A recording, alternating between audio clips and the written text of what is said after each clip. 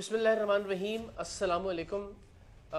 गुज़श्ता रोज़ कराची में intelligence bureau के अहलकारों की तरफ से, इंटेलिजेंस ब्यूरो के डायरेक्टर की तरफ से, तारिक शाह की तरफ से टीम सरेआम पर मुझ पर जो तशद्दुद हुआ, कोई भी लफ्ज़ जो है उस तशद्दुद की अक्कासी नहीं कर सकता। मैं कहूँ कि जी बेहमाना तशद्दुद था, खूरेज़ तशद्दुद था, ज़बरदस्त तशद्दुद था। जो कुछ हुआ जब आप सुनेंगे तो शायद आपको अंदाज़ा होगा कि मैं ये बात क्यों कह रहा हूँ। तो मैं चाहता हूँ कि ज़रा उसकी तफसीर और पूरी टाइमलाइन आपसे शेयर करूँ कि क्या हुआ, क्यों हुआ, कैसे हुआ और इस वक्त क्या सूरत हाल है। इंटेलिजेंस ब्यूरो के जो अफसरान और अहलकार हैं, उनके पास एक इख्तियार है कि नादरा की जानिब से किसी भी पासपोर्ट या आइडेंटिटी कार्ड की अगर कोई तनाज़े का मामला हो तो उसकी वेरिफिकेशन इंटेलिजेंस ब्यूरो को करना होती है। तो ऐसे ही एक इंस्पेक्टर ने, जिसका नाम काशिफ था मुबैना तौर पर, बाद में अभी इसकी कंफर्मेशन नहीं हुई, लेकिन वो काशिफ अपना नाम बताता था, उसने एक फैमिली को अप्रोच किया कि जी आपके पासपोर्ट्स की और आईडी कार्ड्स की इंक्वायरी हमारे पास आई है और आप इतने पैसे देंगे तो हम इंक्वायरी रिपोर्ट नादरा को भेजेंगे, वरना नहीं। उस ख़ानदान ने टीम सरेआम से रब्ता किया और हमने अल्टीमेटली उस शख्स की रिश्वतखोरी के वीडियो सबूत रिकॉर्ड करना शुरू किए। उससे पहले 20,000 रुपये दिए गए, फिर 24,000 रुपये दिए गए, फिर 12,000 रुपये दिए गए। तो ये ज़रा एक आध वीडियो उसकी देखिए, पैसे लेने की, इंटेलिजेंस ब्यूरो के इंस्पेक्टर काशिफ की रिश्वतखोरी की। इधर से आपके रिपोर्ट जो है ना क्लियर होने के बाद 2.5 से 3 महीने इनको लगेगा। 1 2 3 4 5 6 7 8 9 10 11 12 13 14 15 16 17 18 19 20 21 22 23 24। तो ये मामला था, इंटेलिजेंस ब्यूरो का एक अफसर रिश्वत ले रहा था और हमारा ये ख्याल था कि इस रिश्वतखोरी को हमें इंटेलिजेंस ब्यूरो के आईबी के आला अफसरान के नॉलेज में लाना चाहिए, ताकि इदारा एक हमारे नज़दीक उसका वक़ार है, उसकी साख को मजरू होने से बचाया जा सके। तो जो आखिरी किस्त थी रिश्वत की 12,000 रुपये, वो जब ये शख्स ले रहा था और वो ले भी इंटेलिजेंस ब्यूरो के दरवाजे के बाहर खड़ा होकर पैसे वसूल कर रहा था, तो हमने ऐन उस वक्त जब वो पैसे ले रहा था हमने उसको धर लिया जाके और हम उसको लेके इंटेलिजेंस ब्यूरो के अंदर चले गए। हमने कहा कि आपके अफसर कौन कौन इस वक्त मौजूद है। हमें अब बाद में कहा गया कि जी देखें जी आप बग़ैर इजाज़त अंदर आ गए और ये सिक्योरिटी लैब्स था। और तो वाकई ये सिक्योरिटी लैब्स था कि वहाँ पे कोई सिक्योरिटी एहलकार था ही नहीं कि जिससे हम इजाज़त लेते अंदर जाने के लिए। और जो पहला सिक्योरिटी एहलकार हमें मिला, हमने उससे कहा कि ये वीडियो सबूत हैं, ये शख्स करप्शन में मुलविस पाया गया है, आप अंदर जाके जो भी अफसर मौजूद हैं उनको बताएं कि हम आए हैं तारुफ करवा के और वो ये वीडियो सबूत आपको दिखाना चाहते हैं ताकि आप उनके खिलाफ कार्रवाई कर सकें। इतने में, और मैं जो लफ्ज़ भी और जो जुमला भी और जो बात भी कह रहा हूँ इस यकीन के साथ कह रहा हूँ, और आप भी समझ सकते होंगे कि अगर मैं एक बात भी झूठ बोलूँगा तो वो उसी वक्त निगेट हो जाएगी इंटेलिजेंस ब्यूरो के अंदर लगे हुए सीसीटीवी कैमरों की फुटेज की मदद से। यानी मैं कहूँ जी मैंने हाथ नहीं उठाया और अगर मैंने हाथ उठाया हुआ तो सीसीटीवी कैमरे में नज़र आ जाएगा। अगर मैं कहूँ कि जी मैं लाउड नहीं हुआ तो अंदाज़ा हो जाएगा सीसीटीवी कैमरों से। या मैं कहूँ जी मारा पहले हम, तो किसी भी चीज़ को जो मैं बात करूँगा वो साबित की जा सकेगी। और अगर मैं कोई झूठ बोलूँ तो मैं चैलेंज करता हूँ कि उसको उन सीसीटीवी कैमरों की मदद से झूठा साबित कर दिया जाए, तो मैं ज़िंदगी भर कभी टेलीविज़न पे नहीं आऊँगा। हमेशा मैं ये बात कहता हूँ कि अगर मैं झूठा हूँ तो मुझे हक़ नहीं है कि मैं टेलीविज़न पे या स्क्रीन पे आऊँ और आप लोगों से बात करूँ। जब हम ये बात कर रहे थे उन अहलकारों से कि आप अफसर को बताइए, तो एक साहब अंदर से जिनके हाथ में एक वॉकी टॉकी था, वायरलेस था, वो आए। उनका नाम था रिजवान शाह, जो बाद में मुझे पता चला जो डायरेक्टर GIT हैं कराची के। अजीब सिगरेट पी के काले होंठ और एक टिपिकल एक जो अफसर होता है उसकी लुक। आते उन्होंने कहा कि जी क्या मामला। हमने कहा जी ये मामला। उन्होंने कहा जी आप बाहर चले। हमने कहा जी आप कहीं भी किसी जगह बैठ के वीडियो देख लीजिए। तो उन्होंने कहा कि नहीं आप ये कैमरे बंद करवाएं, मैं वीडियो देख लेता हूँ। मैंने कहा सर कैमरों के सामने आपने जो भी कहना है, मैं ज़ाती कोई मुलाकात के लिए तो हाजिर हुआ नहीं हूँ, सर के अलावा मैंने कोई बात नहीं की है। मैं फिर वही कह रहा हूँ कि झूठ साबित हो जाए तो मैं मुजरिम हूं पूरी कौम का। तो जैसे ही मैंने कहा कि जी कैमरे तो सर आप प्लीज़ इनके सामने ही जो भी आपने कहना, ताकि अंदाज़ा हो कि एक करप्ट आदमी के खिलाफ क्या कार्रवाई हुई है। तो उन्होंने कहा इनको बाहर निकालो, अपने जो एहलकार थे। और द मोमेंट उन्होंने अपना ये मिजाज पलटा, पता नहीं कहाँ से ये IB के लोग निकले और उन्होंने हमें मारना शुरू किया, लातों से, घूंसों से, मुक्कों से। एंड मैं फिर कह रहा हूँ CCTV फुटेज से ये बात निगेट की जा सकती है अगर मैं झूठ बोल रहा हूँ कि सब लोगों ने पिस्टल्स निकाले, फिल्मी अंदाज में पीछे से चैम्पर किया और मेरे जो है ना जो बट होते हैं पिस्टल के, वो मारना शुरू किए। मुझे दीवार के साथ पट खा गया, दीवार से उठा के फिर वापस पिस्टल मारी गई। मारने के बाद उन्होंने कहा जी इनकी शर्टें उतारो, उनकी आंखें बांधो।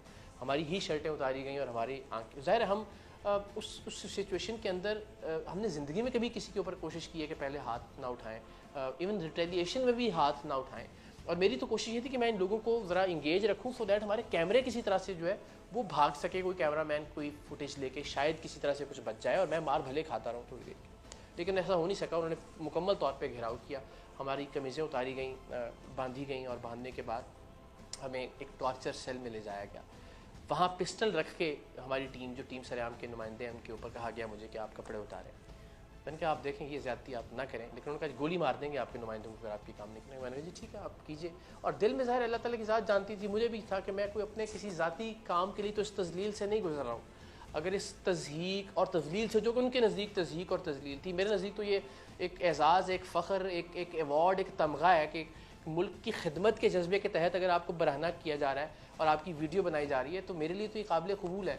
और मुझे इस पर कोई नदामत या शर्मिंदगी नहीं है। मैं बहुत फ़ख्र के साथ इस बात का ऐलान कर रहा हूँ और आप सबसे शेयर भी कर रहा हूँ। तो मुझे मेरे कपड़े उतारे गए, मेरी वीडियो बनाई गई मुख्तलिफ़ ज़ावियों से, यानी अपने नज़दीक वो मेरी तज़लील कर रहे थे मेरी टीम के सामने।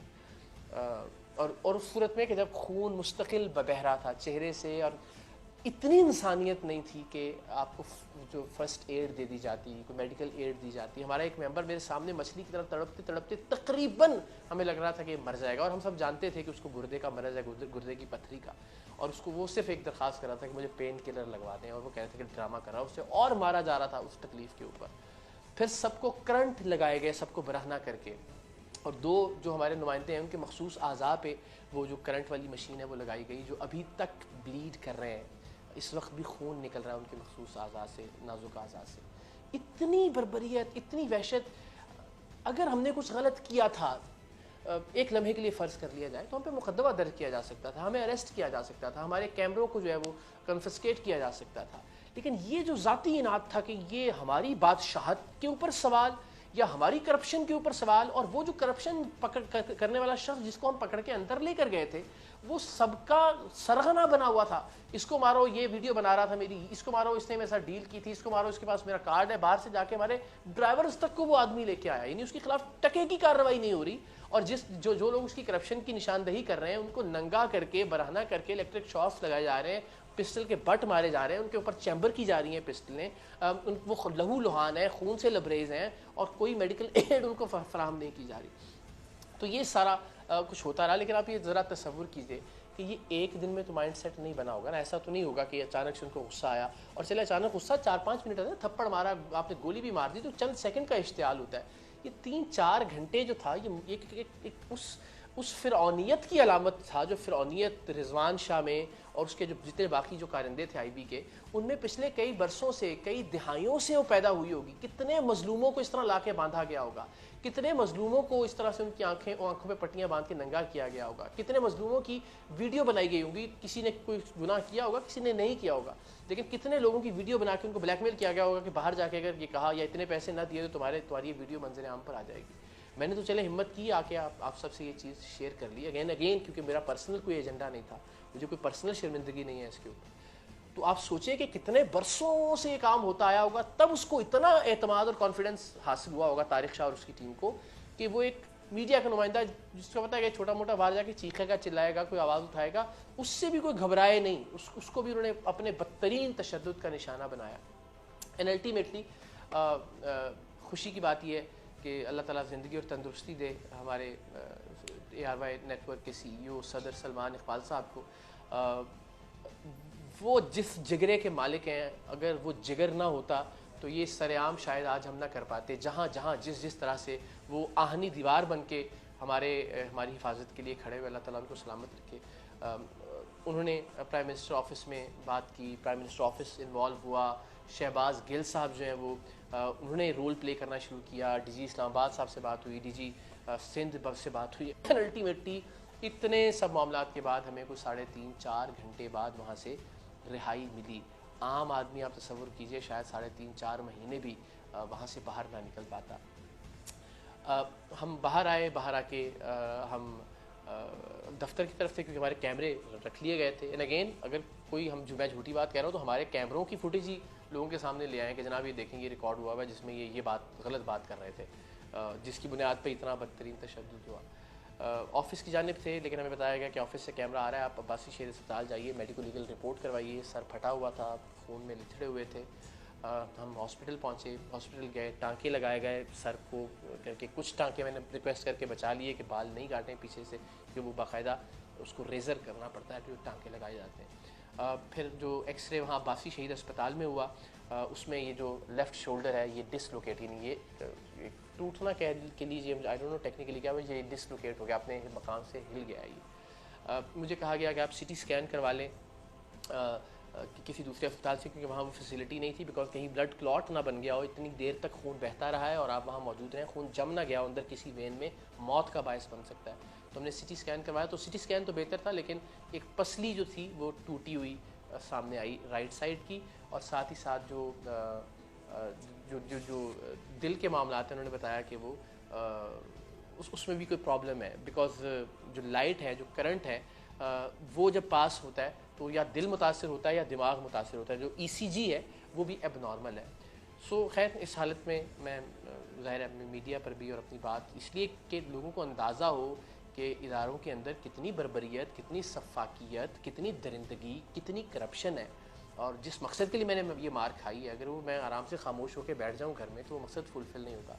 तो मैं चाहता था कि सारी स्टोरी जो है वो नरेट की जाए, और मेरे वो 2 अरकान जो बेचारे इस वक्त भी शदीद तकलीफ़ में मुब्तला हैं, जिन्हें करंट उनके नाजुक आज़ा पर लगाया गया, वो भी अंडर ट्रीटमेंट है, अल्लाह ताला उनको भी सेहत दे, आप प्लीज़ उनके लिए भी दुआ कीजिएगा। सो इस सारी कैफियत से गुज़र रहे हैं, मगर इत्मीनान ये है, सुकून ये है कि अल्हम्दुलिल्लाह एक नेक नियति के साथ, एक नेक मकसद के लिए ये सब कुछ बर्दाश्त किया है। मेरी टीम भी अल्हम्दुलिल्लाह फ़ख्र महसूस कर रही है, कहीं पे भी हमने मायूसी, शर्मिंदगी या नदामत नहीं देखी इस सारे प्रोसेस में, और हमने देखा कि एक प्राइड है जो हर एक की आंखों में नज़र आ रहा है। ज़ाहिर है तकलीफ़ है, दर्द है, दुख है, अपना इदारा है हमारा, मगर अनफॉर्चुनेटली असल चेहरा हमारे सामने आया और हमारे तवस्सुत से पूरी कौम के सामने आया। वज़ीर-ए-आज़म पाकिस्तान, मैं बहुत नाक़िद हूँ मौजूदा हुकूमत का, आप सब जानते होंगे, आप ट्वीट्स भी देखते होंगे, लेकिन इस मामले में इससे पहले अगर हमने कुछ ऐसा किया तो हमेशा हम पे उल्टी FIR हो जाती थी। तो इस बार कम से कम ये हुआ कि 19वें ग्रेड का डायरेक्टर मुअत्तल ज़रूर हुआ। FIR अगर होगी भी तो अल्लाह वालम, शायद पता नहीं बेल हो जाएगी या कुछ स्टे आ जाएगा या अपने इदारे के लोग उनको बचा लेंगे। मगर एक बात मैं ज़रूर कहना चाहता हूँ कि हम सब की ज़िंदगियाँ अब से असल ख़तरे में पड़ी हैं। ज़ाहिर वो कहते हैं ना, ज़ख्मी शेर ज़्यादा ख़तरनाक होता है, तो शेर तो खैर वो नहीं कहा जा सकता उनको, हाँ जानवर ज़रूर थे, दरिंदे ज़रूर थे, भेड़िए ज़रूर थे, लेकिन वो चूँकि अब ज़ख्मी हो गए तो और ज़्यादा तड़प रहे हैं। और यकीनन जो उस वक्त नहीं कतराए पिस्टल हम पर लोड करने से, जो हमारी लोकेशंस निकाल सकते हैं, जो हमारी फ़ोन कॉल्स की रिकॉर्डिंग्स कर सकते हैं, एजेंसी है ज़ाहिर है, तो मेरी टीम की ज़िंदगियाँ सही मानों में अब ख़तरे में पड़ी हैं। रिजवान शाह के मुअत्तल होने के बाद और उनके बाकी लोगों के मुअत्तल होने के बाद, तो वो जो IB के एहलकारों का जो, अब आप सोचिए जब हमने कुछ नहीं किया था, सिर्फ उनके एक एहलकार की करप्शन पकड़ी थी, तब कितना गुस्सा था।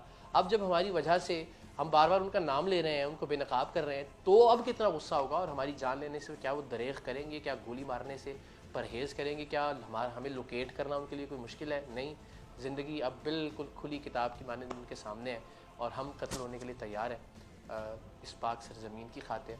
लेकिन ये रिकॉर्ड पर लाना बहुत ज़रूरी है कि हमें कोई भी नुकसान अगर पहुंचता है या कोई भी टीम मेंबर किसी भी तरह से मुतासिर होता है, तो आपको, कौम को, हुकूमत को, इदारों को पता होना चाहिए कि मुमकिन तौर पे उसके पीछे कौन हो सकता है। सो आप सब दुआ में याद रखिएगा। हम कोशिश करेंगे कि इसी हिम्मत से, इसी जज्बे, इसी जुनून से सच्चाई के सफ़र को जारी रखें। मैंने बहुत से प्लेटफॉर्म्स पर कहा भी कि मैं इसलिए बरहना नहीं हुआ या इसलिए मैंने ये मारे बर्दाश्त नहीं की या इसलिए मैंने ये तशद्दुद और वो तज़लील जो मुझे नंगा करके मेरी वीडियोस बना के करने की कोशिश की गई, वो मैंने इसलिए बर्दाश्त नहीं की कि मैं दुबक के, खामोश होके, चुप करके घर में बैठ जाऊँ। अब इंशाअल्लाह मेरी आवाज़ हर जगह होगी।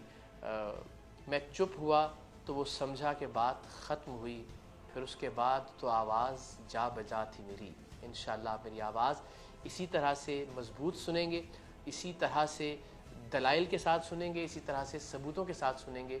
और मेरी आवाज़ का सिर्फ़ और सिर्फ एक मकसद है, मेरे आवाज़ बुलंद करने का सिर्फ़ और सिर्फ एक मकसद है कि पाकिस्तान का परचम बुलंद हो, पाकिस्तान का वक़ार बुलंद हो, पाकिस्तान का नाम बुलंद हो। आप सब की दुआओं की ज़रूरत होगी, आप सबकी सपोर्ट की ज़रूरत होगी। और मैं आपको ये यकीन दिलाता हूँ इंशाल्लाह वंस अगेन गलतियाँ हो सकती हैं, मिस जजमेंट्स हो सकती हैं, लेकिन इंशाल्लाह ना बदनीयती होगी, ना किसी तरह पे नीयत का कोई झोल होगा। हम ईमानदारी से, दयानतदारी से, सच के और हक़ के इस सफ़र को जारी रखेंगे। पाकिस्तान जिंदाबाद।